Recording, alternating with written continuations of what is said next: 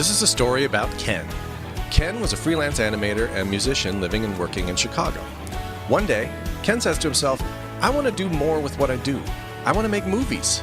So he works really hard and gets asked to come animate for one of the biggest animation studios in the world and moves all the way to Los Angeles, California. After a few years and more than a few movies, Ken says to himself, I want to do more with what I do. I want to animate for education. So, rather than renew his contract, Ken decides to pursue a dream of his own. Ken calls his friend Brian, a brilliant designer and musician back in Chicago, and says, Do you remember Schoolhouse Rock? Do you remember all the songs we knew and the things we learned from those great characters? Well, I want to do that. I want to make the Schoolhouse Rock of the 21st century, and I want to make them with all my talented friends. What do you say? He says to Brian. Are you in? Brian says, I'm in. So, Ken packs up his car and moves all the way to, where else? Charlottesville, Virginia.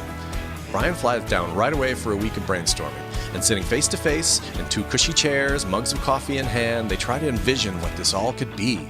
How could it begin? Where will it start? Well, we start by introducing an interesting topic through an animated story and song, Ken says. But no matter what the topic is, says Brian, kids need to be able to explore inside of it, make things, compare things, feel good about being curious. Curious enough to keep learning more things, even beyond the animated story, Ken exclaims.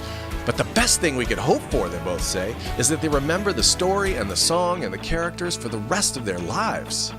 But wait, someone needs to build this interactive container. So they make a call to their friend Bill, and they say, we want to make the Schoolhouse Rock of the 21st century. And after hearing only a few ideas and seeing a couple of outlines, Bill says, I'm in. But wait, someone needs to make this music a reality. So they call their friend Scott, and they say, we want to make, well, you know.